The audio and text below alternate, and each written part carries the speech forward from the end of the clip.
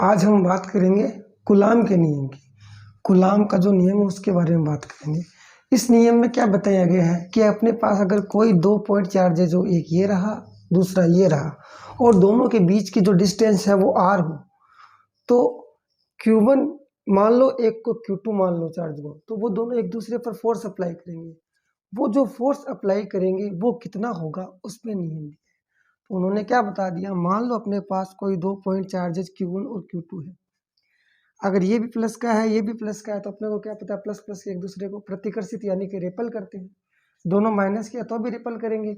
एक प्लस का एक माइनस का है तो क्या करेंगे, आकर्षित करेंगे। बल तो लगा ही रहे हैं, फोर्स तो अप्लाई कर रहे हैं। मतलब अगर 2 पॉइंट चार्जेज r डिस्टेंस पर है तो वो एक दूसरे पर फोर्स अप्लाई करते हैं। और फोर्स क्या अप्लाई करते हैं, कितना, कि दोनों आवेशों के जो परिमाण के गुणनफल यानी कि product of the magnitude of both charges, in charge का कितना परिमाण है उनके गुणनफल के प्रोपोर्शनल। यानी कि यहाँ पे अगर ये प्लस का 5 है और ये अगर प्लस का नहीं लेके आप ले लो माइनस का 8 ले लो, तो इनका मैग्नीट्यूड क्या हो गया, इसका तो 5 और इसका 8।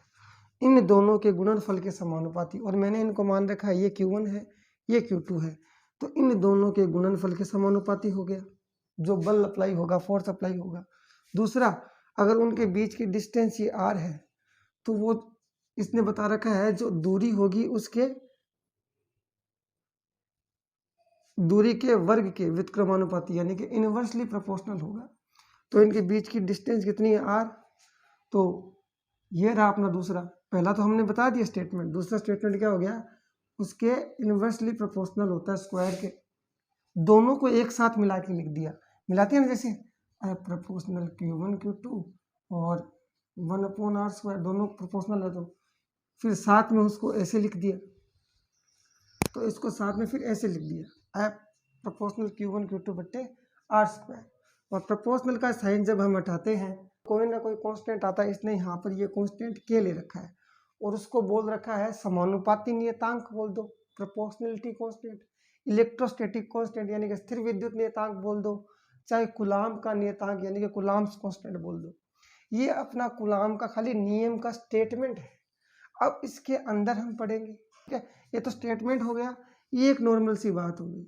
अब ये स्टेटमेंट लिखना है तो लिख लीजिए, बाकी हटा के आगे करते हैं। अब आगे एक चीज ध्यान देनी है, आगे एक टर्म आएगी परमिटिविटी नाम से, यानी कि विद्युतशीलता, इस नाम से एक टर्म आएगी, इसको अपने को ध्यान देना है। इसका एग्जैक्ट मीन तो अपने को तब पता चलेगा जब इसी चैप्टर के अंदर हम इलेक्ट्रिक फील्ड के बारे में पढ़ लेंगे, लेकिन ऐसे ही समझ लेते हैं। जैसे अपने पास ये 2 पॉइंट चार्जेज हैं Q1 और Q2, इनके बीच में फ्री स्पेस है, कुछ नहीं है, अंतरिक्ष फ्री स्पेस है। तो हमने क्या बोल दिया, उनके मीडियम, बीच का मीडियम क्या है, फ्री स्पेस। और अगर उनके बीच में अगर दोनों पॉइंट चार्ज को किसी लिक्विड यानी कि द्रव में डुबा दूं, तो उनके बीच के अंदर का जो मीडियम है दोनों के बीच का, वह क्या हो गया, लिक्विड हो गया ना। ऐसे अगर उनके बीच में कोई और मटेरियल भर दूं तो उनके बीच का मीडियम चेंज हो गया। तो यहाँ पर परमिटिविटी क्या होती है, वो जो मीडियम या मटेरियल हम ले रहे हैं उनके बीच में, उनकी ऐसी प्रॉपर्टी होती है विद्युतशीलता, वो क्या करती है, जैसे ये अपने पास Q1 Q2 के बीच में कोई मीडियम है, इनके बीच में कोई मीडियम है, ये मीडियम क्या काम करता है, ये Q1 और Q2 जो एक दूसरे पर फोर्स अप्लाई करते हैं उसको डिक्रीज करता है। ये उस मटेरियल की उस फोर्स को डिक्रीज करने की क्षमता होती है। एग्जैक्ट डेफिनेशन ये नहीं है, एग्जैक्ट डेफिनेशन तो पोलैरिटी में आएगी जो हमने पढ़ा नहीं है, इसी चैप्टर में पढ़ेंगे तब आगे समझ में आएगा। बाकी यहीं पे हम ये समझेंगे कि ये इन दोनों के बीच में जो कूलाम फोर्स अप्लाई हो रहा है इनको डिक्रीज करने का काम करता है, ऐसी प्रॉपर्टी होती है, ठीक है। तो अब यहां पर अपने पास K क्या है, K है प्रोपोर्शनलिटी कांस्टेंट, प्रोपोर्शनलिटी कांस्टेंट है, यानी कि समानुपाती नियतांक, जिसकी वैल्यू दिखा रखी है, जिसको या तो हम ऐसे लिख सकते हैं K बराबर 1/4 पाई एप्सिलॉन एप्सिलॉन, बुक के अंदर एप्सिलॉन नोट है, वो क्यों लिख रखा है? क्योंकि यहाँ पर उसने पहले ही दे रखा है कि मीडियम क्या है, बीच में अंदर उसके क्या है, फ्री स्पेस है, उसके बीच में निर्वात है, दोनों जो चार्ज है उनके बीच में निर्वात है, तो इसलिए इसको दिखा रखा है नोट से, यानी कि ये जो परमिटिविटी किसकी है, फ्री स्पेस की, यानी कि निर्वात की है। तो और इसकी वैल्यू होती है 9 × 10⁻⁹ और newton metre square coulomb square, इतनी वैल्यू होती है। और यहाँ पर इसकी भी लिख लो, ये क्या है अपने पास, परमिटिविटी, विद्युतशीलता किसकी, निर्वात की, वैक्यूम की, तो हम लिख देंगे परमिटिविटी ऑफ फ्री स्पेस, निर्वात की विद्युतशीलता, और इसकी वैल्यू होती है, वो वैल्यू दे रखी है 8.4 × 10⁻⁻12 coulomb square newton metre square. तो यहाँ से आप के की वैल्यू यहाँ पुट कर सकते हो, तो यहाँ से अपने पास ये बल कब लग रहा है, निर्वात में। हम ऐसे भी दिखा सकते हैं, आप नहीं दिखाओ तो ऐसे भी दिखा दो, बात यही है, निर्वात में लग रहा है। क्या हो जाएगा, के की जगह 1/4πε0 Q1 Q2 बट्टे r²। तो दूसरा हो गया ये तरीका, कूलम्ब को बल को दूसरा तो हम एक तो हम ऐसे लिख सकते हैं, दूसरा ऐसे लिख सकते हैं। जो बल होता है, जो भी अपना फोर्स होता है, वो एक सदिश राशि होती है, वेक्टर क्वांटिटी होती है, वेक्टर क्वांटिटी। क्या, जो अपना फोर्स है, जो बल है, तो इसको हम वेक्टर के रूप में दिखाएंगे, तो सदिश राशि होती है ये, तो इसको हम किस फॉर्म में लिखेंगे, वेक्टर फॉर्म में। तो इसको हम बल जो फोर्स लगा उसको वेक्टर फॉर्म में कैसे लिखेंगे, सदिश रूप में।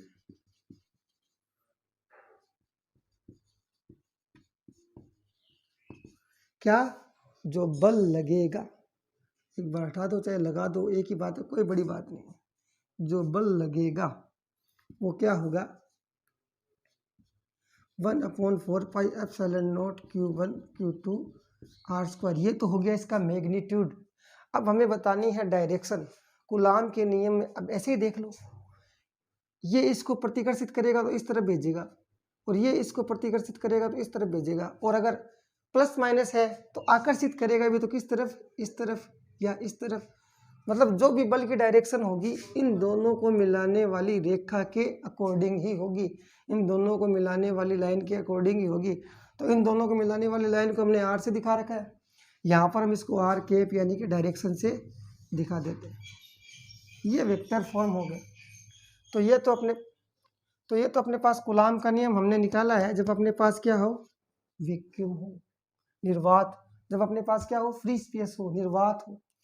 आगे अगर क्वेश्चन आ जाए कि कोई मीडियम दे रखा है, उन दोनों के बीच में कोई माध्यम भर दिया गया हो, तो उसका क्या प्रभाव रहता है, वो भी देख लेते हैं। आगे हम सीखते हैं। हमें पता है कि अगर 2 पॉइंट चार्ज निर्वात में है तो हम उसको कैसे दिखाएंगे, जो हमने पीछे देखा था, F बराबर 1/4πε0 Q1 Q2 बट्टे r²। ऐसे ही अब ये ε0 तो निर्वात के लिए है, वैक्यूम के लिए, लेकिन यहाँ पर अगर उसी पॉइंट चार्जेस को जिनके बीच की डिस्टेंस उतनी ही है किसी दूसरे मीडियम में ले जाए, अगर उनके बीच में दूसरा मीडियम मान लो, ये कोई मेटल मान लो, कोई लिक्विड मान लो, कुछ भी मान लो, उनके बीच में कोई दूसरा मीडियम है, तो उसको हम कैसे दिखाएंगे, इसको F बराबर इनके बीच में जो बल लगेगा 1/4πε, इसको कह देंगे विद्युतशीलता किसकी, मीडियम की, क्योंकि कोई ना कोई माध्यम दे रखा है, Q1 Q2 बट्टे r²। एक अपने पास ये आ गया, दूसरा अपने पास ये आ गया। सेम पॉइंट चार्जेज की बात कर रहे हैं, सेम डिस्टेंस की बात कर रहे हैं, दोनों के अंदर क्या कंपैरिजन होगा वो देखेंगे।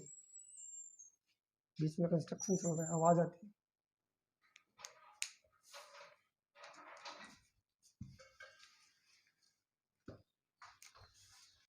तो अब मैं जानना चाहता हूं कि इससे इस पे क्या इफेक्ट पड़ा, वो मैं जानना चाहता हूं कि उस चार्ज को मैं मीडियम में लेके गया तो उसका बीच में जो फोर्स अप्लाई हो रहा है वो इससे कम हुआ, ज़्यादा हुआ, कितना बढ़ा। तो क्या दिक्कत आती है मीडियम की विद्युतशीलता ज्ञात करने में, परमिटिविटी ज्ञात करने में। लेकिन अपने को ये तो पता है 1/4 पाई एप्सिलॉन नॉट, 9 गुना 10 की पावर 9 आगे जो newton metre square coulomb square होता है, अपने को ये तो पता है।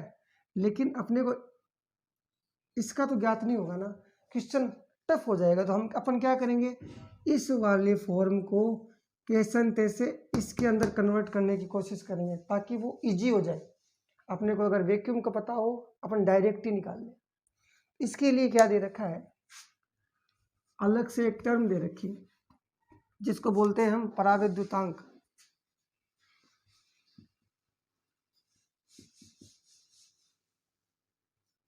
यानी कि डाई इलेक्ट्रिक कांस्टेंट, परावैद्युतांक भी बोलते हैं इसको। और क्या बोलते हैं इसको रिलेटिव परमिटिविटी यानी कि सापेक्षिक विद्युतशीलता भी कहते हैं। इसको चाहे तो के से दिखाते हैं, कहीं कहीं बुक में एप्सिलॉन आर से दिखाते हैं। ये होती क्या है, इतना ही ध्यान रखना है।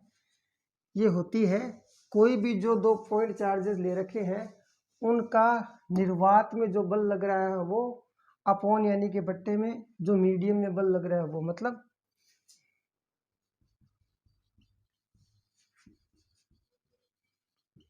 इन वैक्यूम जो निर्वात में बल लग रहा है वो, उसके बाद में फोर्स ऑन सेम चार्ज, वही चार्ज है जो इक्वल डिस्टेंस पर है। कहाँ पर, इन एनी मीडियम। इन दोनों के अनुपात को हम बोलते हैं डाइलेक्ट्रिक कांस्टेंट। तो आप देख लो, फोर्स ऑन चार्ज इन, यहाँ पर कितना बल है निर्वात में, 1/4 pi epsilon naught Q1 Q2 upon r square. बट्टे में क्या आ जाएगा, इसके नीचे क्या है, force on same charge in any medium. इस मीडियम में कितना है, 1/4 pi epsilon naught m Q1 Q2 upon r square. जब इनको आप सॉल्व करोगे ना तो आपको ये ऐसे मिलेगा, 1/4 pi epsilon naught Q1 Q2 upon r square. उलट दो और 4 pi epsilon naught m r square बट्टे Q1 Q2, ऐसे सॉल्व होगा। इससे क्या होगा, ये तो चला जाएगा अपना, इससे ये कैंसिल हो जाएगा, इतने से ये इतना कैंसिल हो जाएगा, खराब हो रहा है हमारा। इससे ये चला जाएगा, अपने पास खाली क्या टर्म बचेगी, एक तो नीचे एप्सिलॉन नॉट बचेगा, ऊपर एप्सिलॉन m बचेगा। क्या आ गया अपने पास, इसकी वैल्यू आ गई, इसकी वैल्यू अपने पास आ गई, ये वैल्यू आ गई इसके अपने पास। तो इतना आप लोगों ने देख लिया कि इसको सॉल्व किया है तो मेरे पास क्या आया है ये। तो मैं एक बार इतना देखने के बाद में मैं डायरेक्ट ही लिख देता हूँ। फिर अपने पास क्या है, यहाँ पे सॉल्व करने पे अपने पास आया, क्या है अपने पास, के भी लिख सकते हो आप, कभी कहीं कहीं पे के भी काम में आ रहा है। तो यहाँ से अपने पास इसका मान क्या हो गया, इतना आ गया अपने पास। अब अपने पास अगर दिया हो कि किसी भी दो चार्ज के बीच में वैक्यूम में फोर्स इतना है तो किसी मीडियम के अंदर अपना फोर्स कितना हो। अब क्या होता है, इसको इसके अंदर रख लो, अपने पास क्या आ जाएगा, इसके अंदर इसको मैं अगर रखूं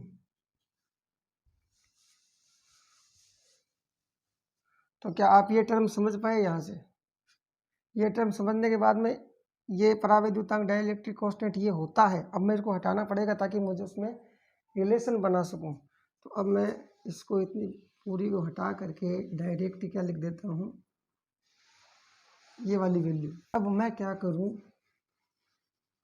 ये इसकी वैल्यू मैं यहाँ पर रख दूँ। तो नाउ फ्रॉम इक्वेशन 2, दूसरी समीकरण से क्या होगा, अपने पास क्या होगा, इक्वेशन 2 मैं ये रख देता हूँ, इसका मान यहाँ इसके अंदर। तो अपने पास क्या आएगा, ए बराबर 1/4 पाई। इसकी जगह इसको मैं पहले लिख दूं, इसको बाद में लिख दूं, और Q1 Q2 बट्टे R²। अब एक चीज़ देखो, इंस्ट्रक्शन चल रहा है, जीने नहीं देंगे।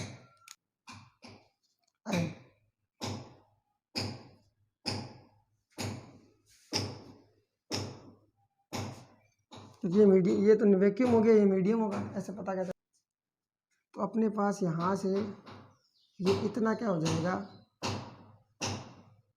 सॉरी थोड़ा बीच में डिस्टर्बेंस होगा, ये वैल्यू अपने पास आ गई वैक्यूम के अंदर जो फोर्स लग रहा है। तो अपने पास यहाँ से क्या आ गया, जो फोर्स इनके बीच में वैक्यूम में लग रहा है बट्टा ये। और कुछ पदार्थों की अपने पास परावैद्युतांक की वैल्यू सारणी में दे रखी है बुक के अंदर, वो वैल्यू डायरेक्ट रखेंगे और डायरेक्ट अपना सोल्यूशन हो जाएगा।